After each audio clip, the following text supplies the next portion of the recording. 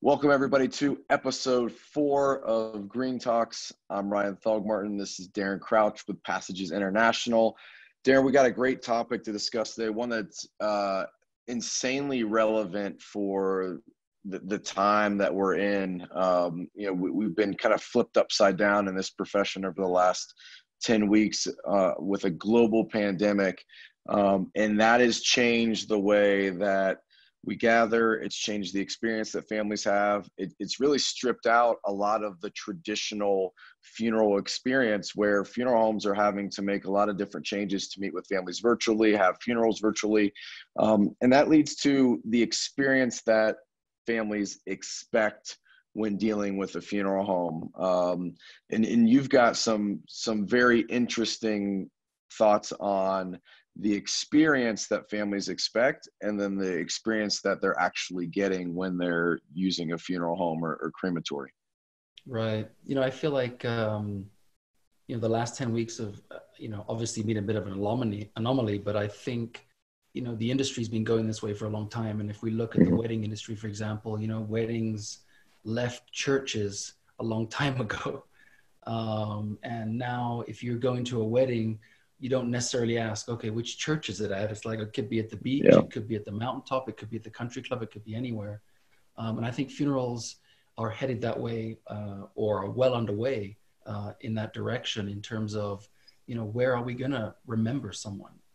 Is it going to be at the cemetery? Is it going to be in the church? More and more, that's not the case. And so, what we're working with funeral homes on is helping them to educate families on some of the unique experiences they can have that will allow them to say goodbye and honor the deceased in a completely unique way that is meaningful to that family. And that's it. Every family's different, and it's not a standard operating procedure with every family that walks through the door. At least it should not be that. So it's interesting, educating funeral homes on the experiences that families can have. You're a product company, right? Like you're creating green products. How does that play into experience? Well, you're right. I mean, we are a product company and we want to sell products, but at the end of the day, the product is a means to an end. The product allows the consumer to have the experience they want, whether it's, scattering off the end of a cruise ship, or on the beach where people spent summers, or, planting a tree in the woods where they used to hunt. The experience has changed. And I think in many ways, these new experiences are much more memorable for the families and friends. And in many cases, what it allows the family to do is participate versus be a spectator. If you think about, traditional funerals at a church, at a funeral home, at a cemetery, you are a spectator, and you're lucky if you can even throw dirt on the casket before they close the grave. And I think there's this desire for consumers to really participate in the event. And I think there are two reasons for that. Number one is it's honoring and saying goodbye to the deceased. And number two, it's healing. I think we talk about, grief and coming to terms with the deceased. And I think traditional American funerals, in some regards, have robbed the grieving with that sort of coping mechanism, because the industry has taken all of the problems away from the consumer, which has been for good. I mean, they haven't done it with any malice. It's all been trying to help. But I think what that's done is it made the funeral process very clinical. And, somebody dies, the deceased is whisked away. 3 days later, they're out for viewing.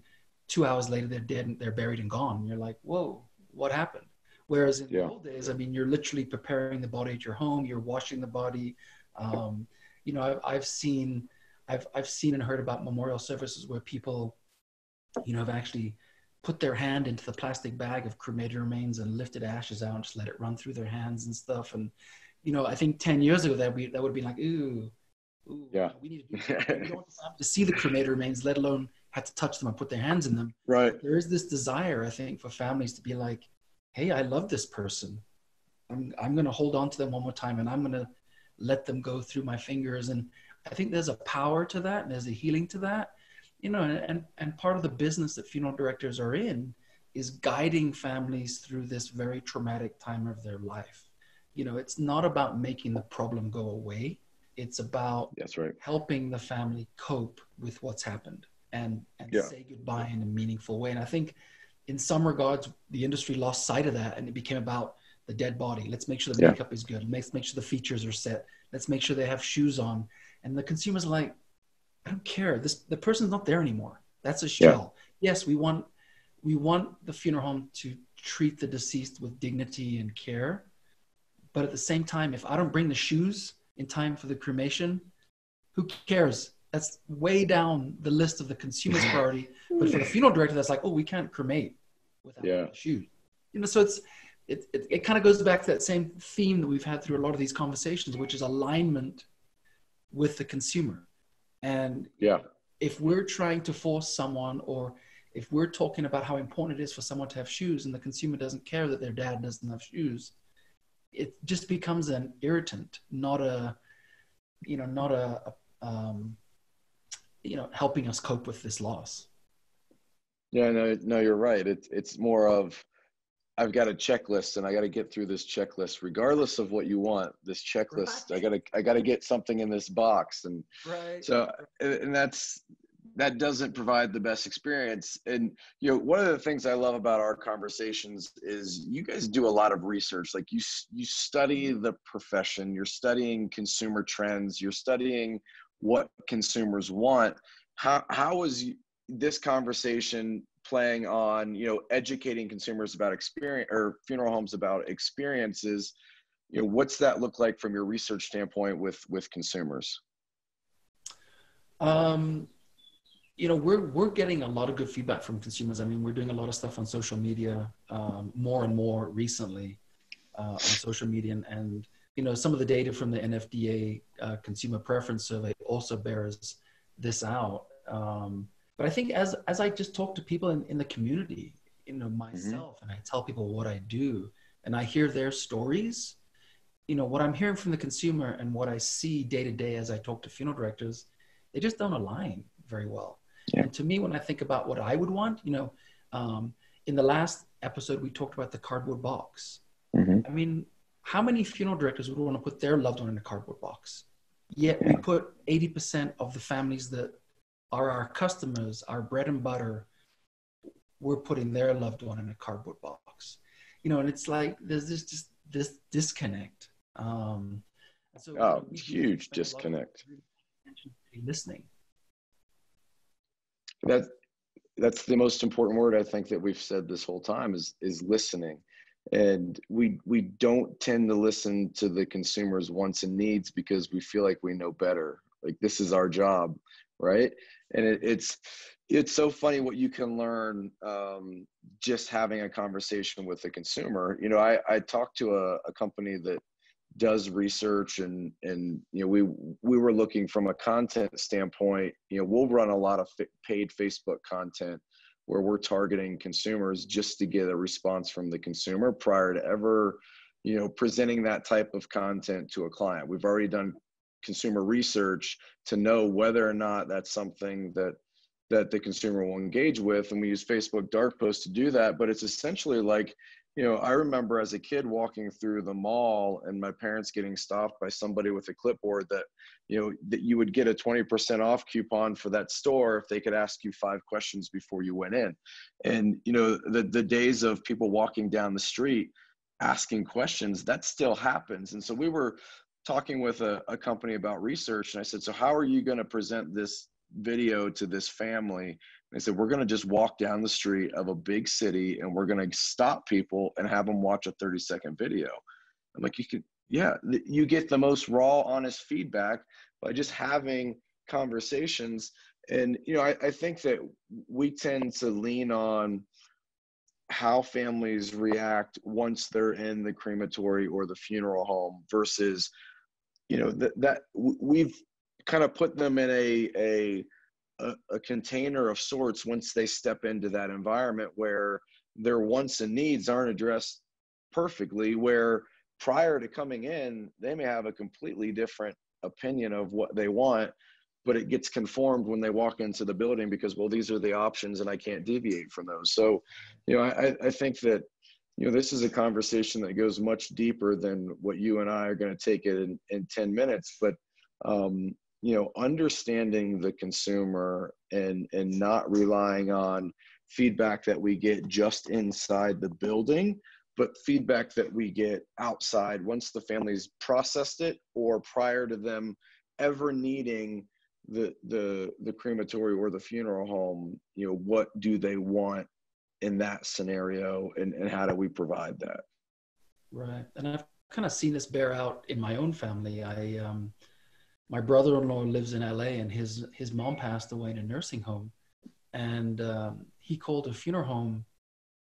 And even though I'm in this business, and his parents-in-law and brothers and sisters-in-law are also in the funeral side of the business, he was calling funeral homes because he didn't know what to do. He's like, my mom just died. What do I do?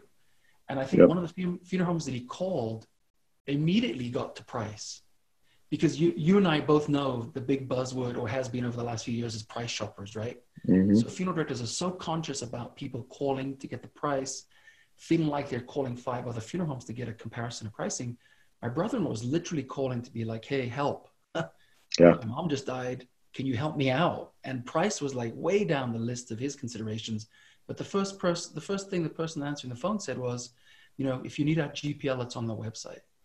He was almost offended. He's like, I just need some help. You know what I mean? It's weird how, how industry norms or perceptions within the industry completely can completely be misconstrued when it comes to the front lines of what we're actually doing. And I can see from a business owner's perspective where you're training your staff or your funeral directors to check the boxes, as you said, because that's, you want to make sure all these things get handled. But at the same time, the family may want something completely different. And if the funeral director doesn't have the leeway to pivot to make, that family happy, then you're losing an opportunity to get a great review on social media, or to upsell additional products, or be involved in the process down the road, Yeah. Well, I mean, if we look at NFDA's consumer survey, it says that 90.4% of consumers shop 0 to 1 funeral home. So less than 10% of the market are actually price shopping, yet we focus so much on it. And, the top 2 reasons that a family chose a funeral home, according to that survey, which, I think is pretty accurate, was proximity and then the relationship they had with the funeral home. Like, price was 4th or 5th on the list of what the family actually wanted by contacting the funeral home. And, I think we get, like you said, we get very clouded, we get blinders on, and okay, so we have to get to this, this, and this. And it's almost like this automation process where regardless of what the family says, we're just going down through the checklist, and that doesn't create a positive experience at all. So, I mean, I don't think you and I are going to solve this in a conversation, but this, it's important to know that there's companies like yours and that are doing the research on the consumer. You're creating products and processes for funeral homes to use that help address that experience that the consumer is wanting. And at the end of the day, when the consumer leaves that facility, the experience is all that they have to talk about. And the funeral home or crematory is in control of that conversation based on the experience that they provided. That's exactly right. And so what we're trying to do as a company is take that knowledge and provide a solution for funeral directors in both the terms of a digital kind of booklet, experience booklet, and a printed booklet that the funeral director can give to the family or email to the family, that they can kind of flip through and say, wow, I didn't know I could do that. And really, some of it's going to be pretty out there in terms of, some of the ideas we're going to give people. We know that people are going to come back sort of more to the middle, but we want people to have an idea of some of the unique things they can do to honor a loved one, which I think provides value and creates value in terms of the funeral director. This came from the funeral director. They're helping me honor my loved one. And so we're looking at those things very closely to help funeral directors really communicate that, hey, we're paying attention. If you want a church service and a traditional funeral, we got that. If you want something completely outside the norm, which of course now is the norm, we also do that. Exactly right.